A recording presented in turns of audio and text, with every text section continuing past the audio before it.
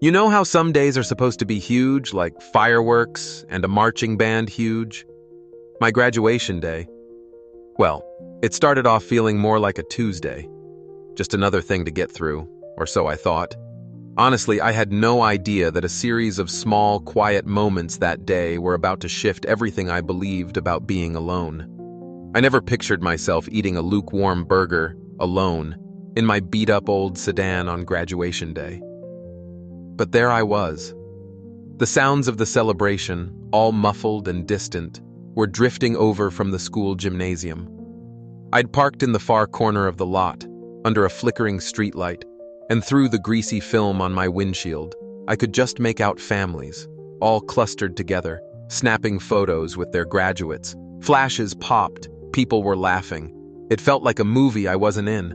My own cap and gown, the ones I'd worn just an hour ago, were tossed carelessly onto the passenger seat. The tassel, a deep blue, dangled over the edge, swaying a little whenever I shifted. The diploma, the actual piece of paper I'd worked my tail off for, lay unopened in my lap. It felt heavy, but not in a good way. Everyone else, it seemed, had their person, or people, parents, grandparents, brothers, sisters, friends, you name it. They were all inside that gym, faces beaming with pride, taking endless photos, probably already talking about where they were going for their big celebration dinners. I'd sent out the invitations, 3 weeks before.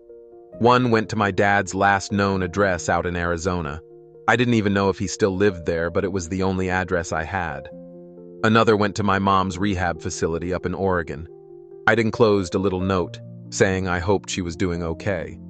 And the third, that one went to my older brother, Mark. He was always so wrapped up in his own life, his own dramas, that I figured mine wouldn't even register. The responses, or lack thereof, were pretty much what I'd steeled myself for. A whole lot of silence from Dad's end. A polite, vague card from the facility saying Mom sent her love but wouldn't be able to make it. And a text from Mark 2 days later saying, "Congrats, little bro. Super swamped. Can't get away." Yeah, so it was just my own quiet resignation settling in, same as always. Principal Davies had called my name Liam Henderson, just like everyone else's. I'd walked across that stage, all eyes on me for a few seconds. I remember the scuff marks on the polished wood. I accepted my diploma with what I hoped was a firm handshake, and even managed to crack a smile for the photographer they had stationed there. I heard a few scattered cheers, probably from some of my teachers, the ones who knew I'd climbed a steeper hill than most just to be standing there. People like Ms. Albright, my calculus teacher, or Coach Miller. But when I looked out at the sea of faces in the audience, scanning the rows, there was no one standing up for me. No one shouting my name. No familiar wave. And I knew deep down, there wouldn't be anyone waiting to give me a hug afterward. No one to tell me they were proud. So I did what seemed like the most sensible thing at the time. As soon as the ceremony ended and people started milling around, I ducked into the boys' restroom, shucked off the cap and gown, they felt like a costume anyway, and slipped out the side door of the gym while all the families were still congratulating each other and making plans. I drove through the first fast food joint I saw, ordered a combo meal, and found this quiet spot to just be. Now, I was sitting there, my car smelling of old coffee and fries, munching on those lukewarm fries and wondering if this moment, this big achievement that was supposed to feel monumental, was always going to have this hollow echo to it. This empty space where the cheering should be. Then, a sharp rap-rap-rap on my driver's side window nearly made me choke on my burger. I jumped, sloshing a bit of soda on my jeans. Standing there, peering in at me through the glass, was Principal Davies.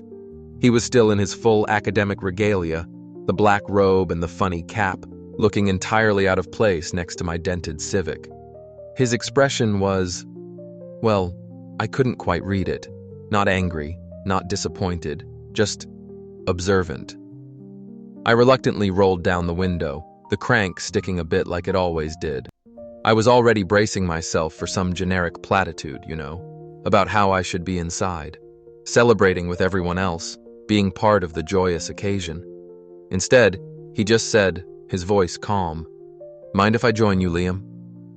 Before I could even process it, let alone answer, he was already walking around to the passenger side.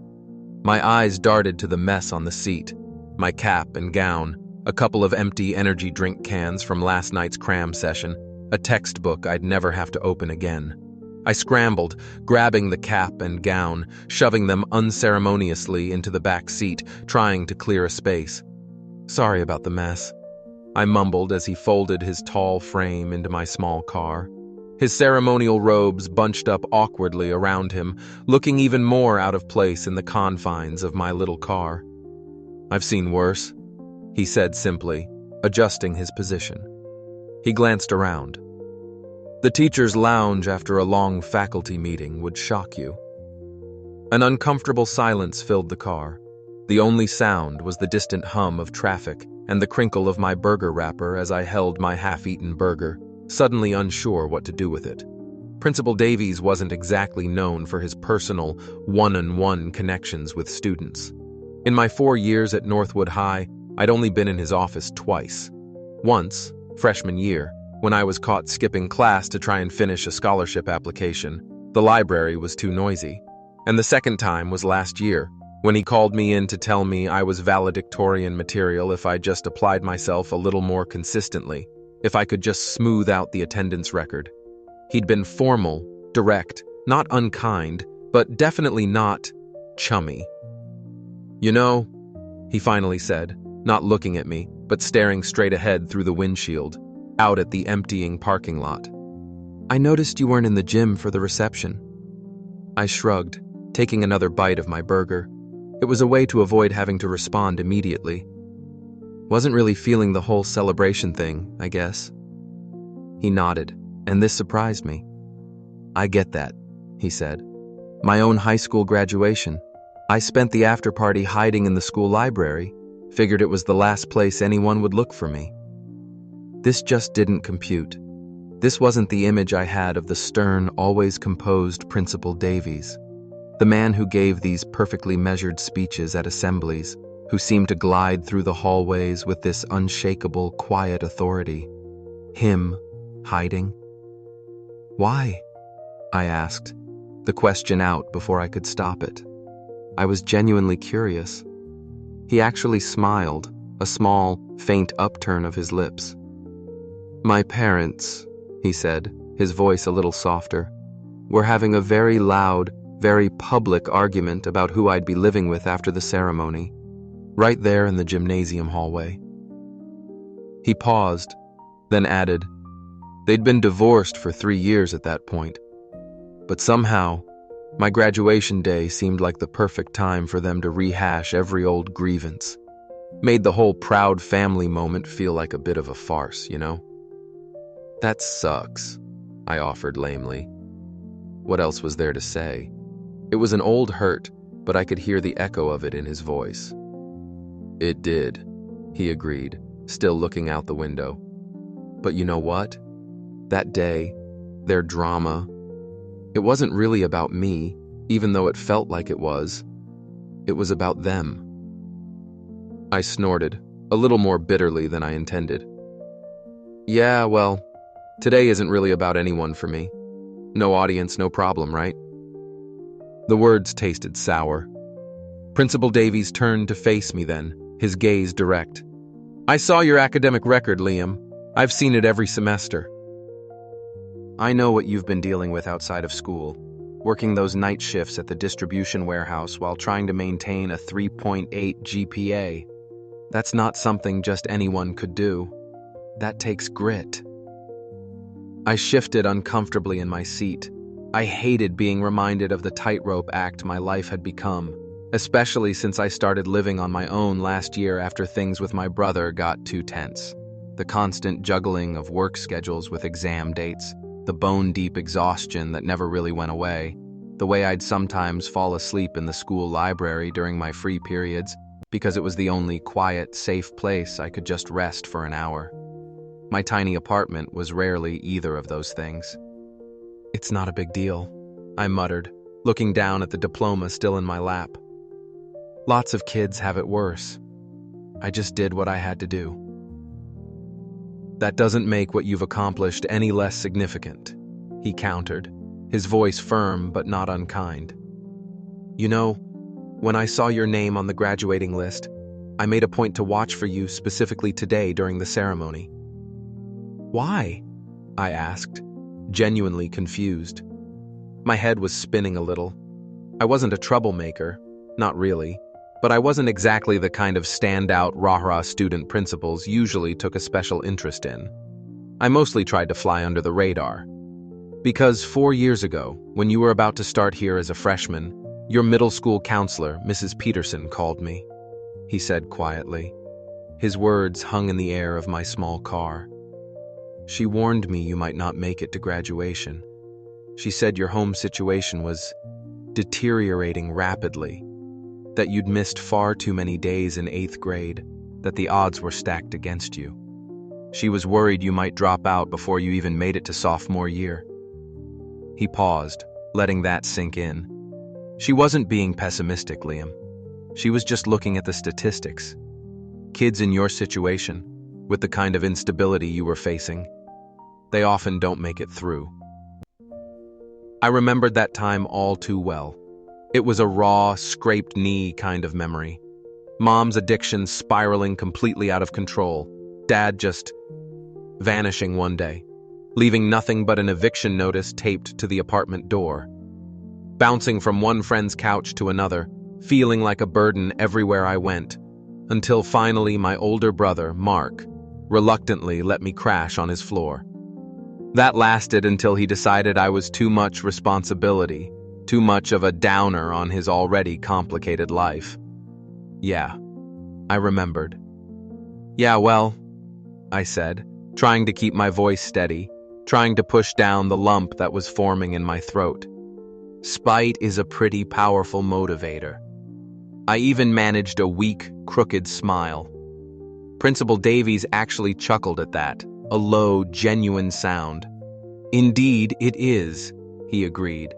But it takes a hell of a lot more than just spite to do what you've done, Liam. It takes resilience. It takes intelligence. It takes a kind of quiet strength most people never have to find. We sat in silence for a moment then. The distant, muffled sounds of celebration, the cheers and the music, still floated through the air from the gym. I'd stopped eating. The burger and fries suddenly seemed tasteless, greasy. My appetite was gone. You know what I think, Principal Davies finally said, breaking the quiet. He was looking at me again, and there was something in his eyes I hadn't seen before. Something like understanding. I think sometimes we focus so much on who isn't there for us, on the empty seats at our table, that we forget to acknowledge who was beside us all along, maybe just in quieter ways. No offense, sir, I said, a defensive edge creeping into my voice. I couldn't help it. But I've been pretty much on my own for a long time now. It felt true. It felt like the truest thing in the world. Have you, Liam? He challenged gently. Really? Think about it, Miss Albright stayed after school with you every Tuesday and Thursday for an entire semester, helping you with calculus when you were struggling to keep up, wasn't she? She told me you were determined to get it. I blinked. Yeah, she had. I just thought she was being a dedicated teacher. And Coach Miller, he continued, didn't he let you use the school showers in the locker room for those 2 weeks last winter when the water in your apartment building was shut off because the landlord hadn't paid the bill? He mentioned you were always respectful, always made sure to clean up. My face started to grow warm. I remember how cold I'd been, how desperate.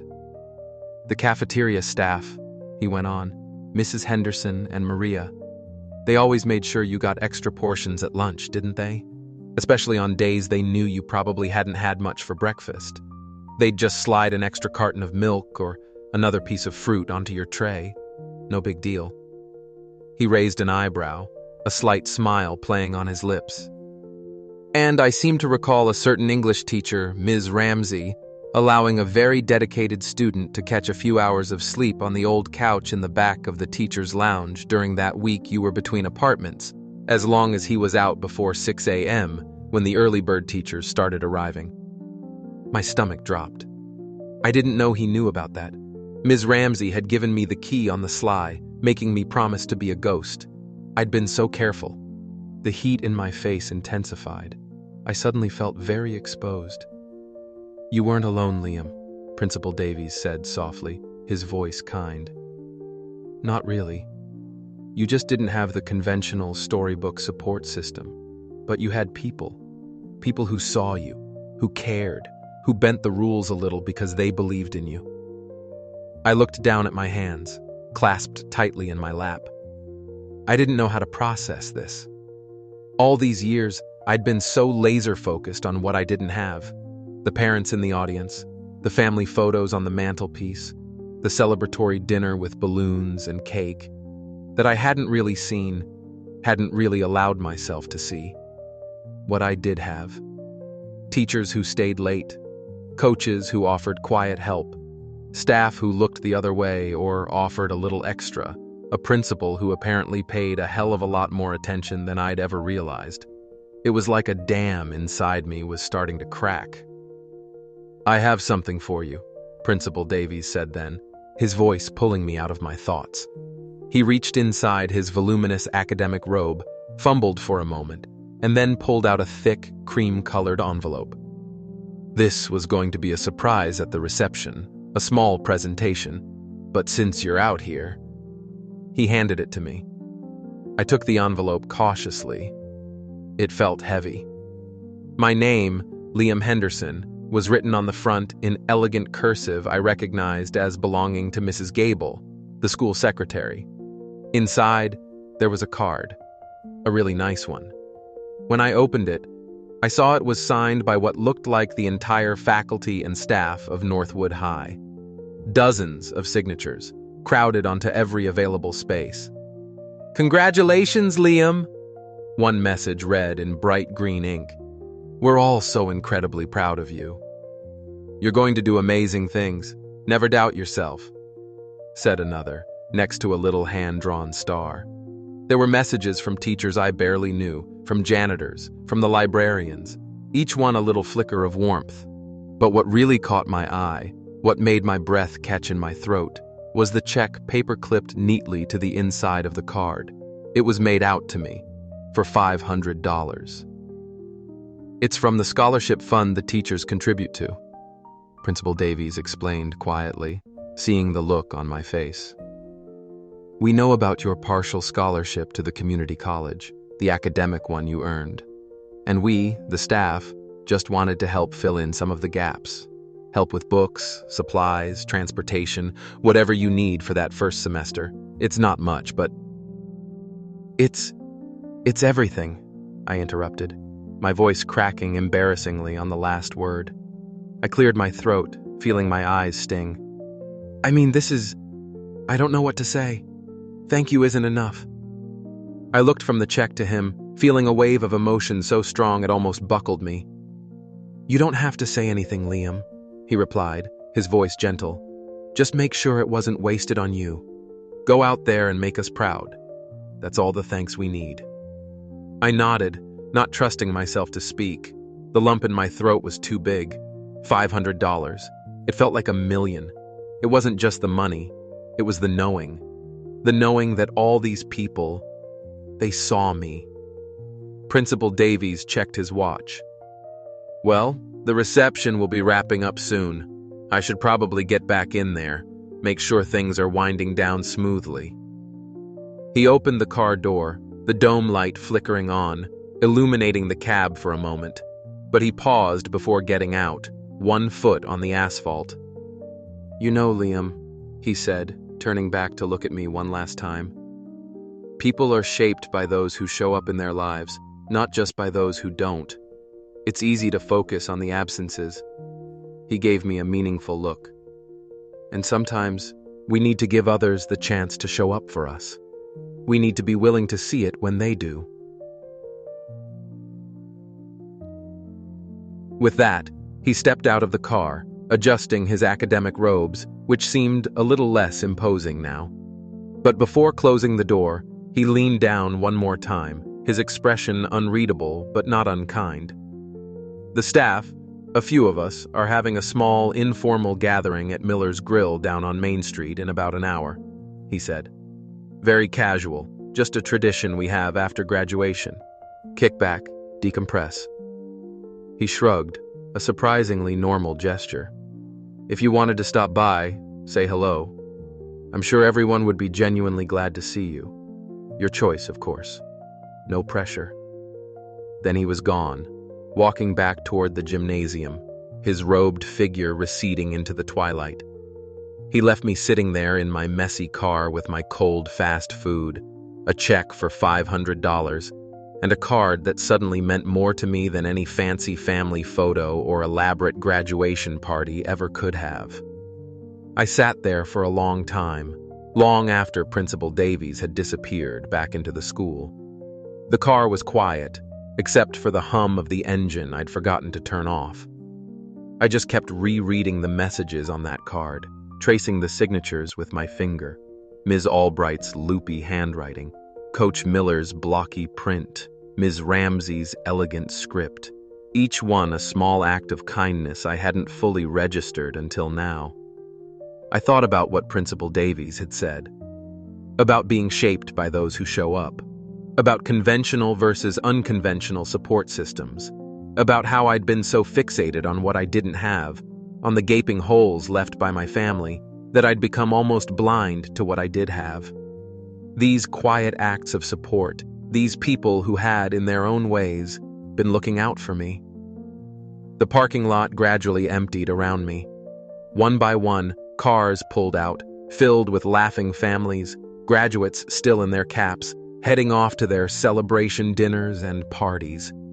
I watched them go, the proud parents fussing over their kids, the grandparents beaming and snapping photos with their phones, the siblings looking a mixture of bored and proud. And for the first time, I didn't feel that sharp, familiar pang of jealousy or bitterness. Instead, I found myself wondering about their stories.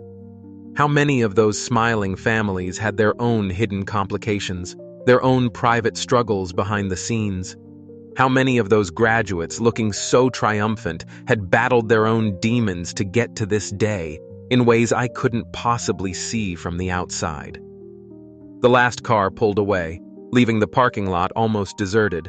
Just my old sedan and a couple of staff vehicles near the gym entrance. I finally started my car, the engine rumbling to life.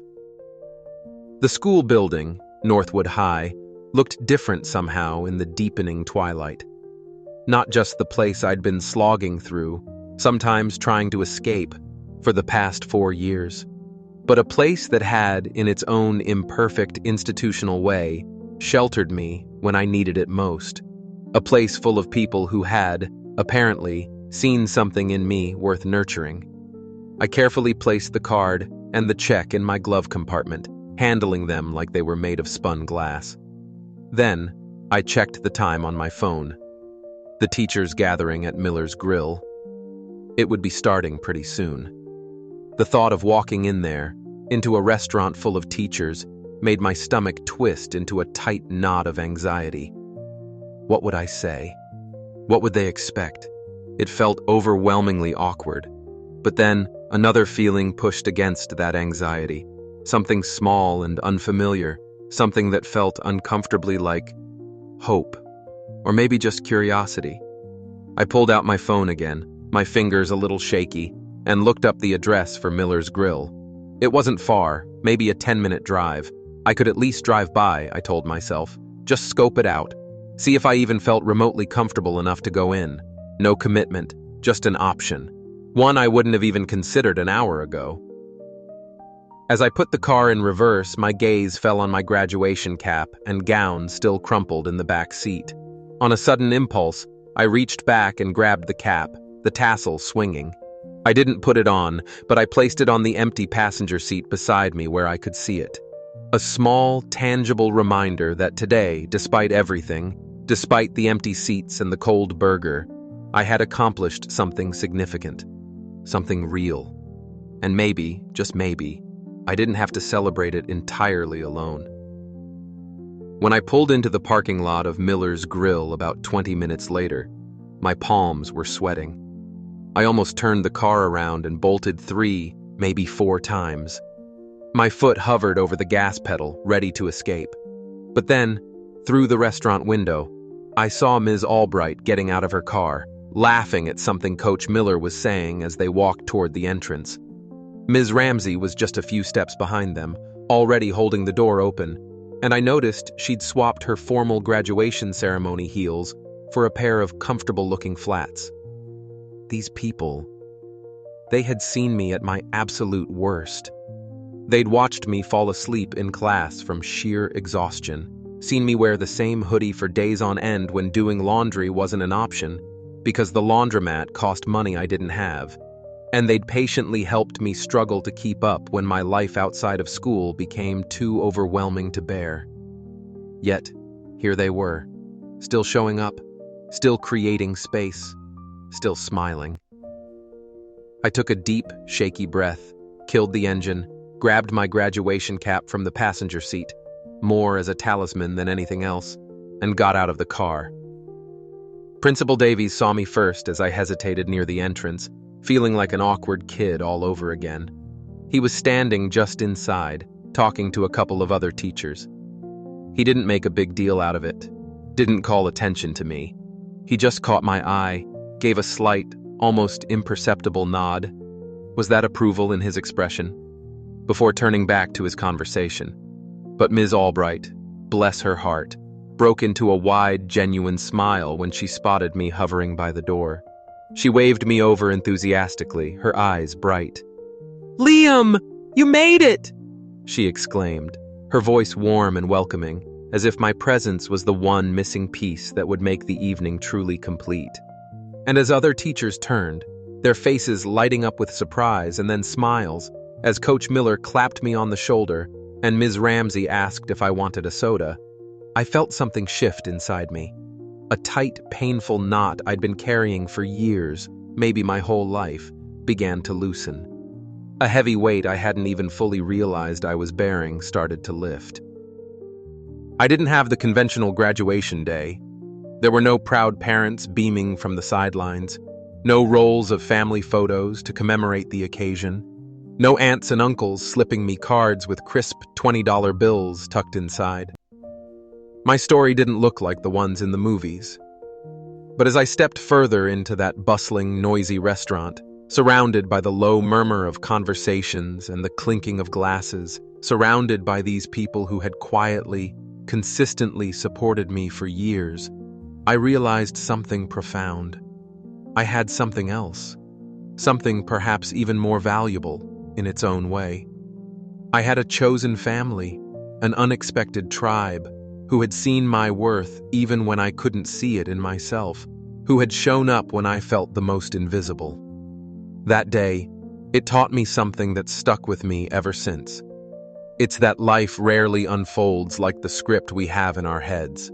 Sometimes the big moments feel small, and the small gestures end up meaning everything.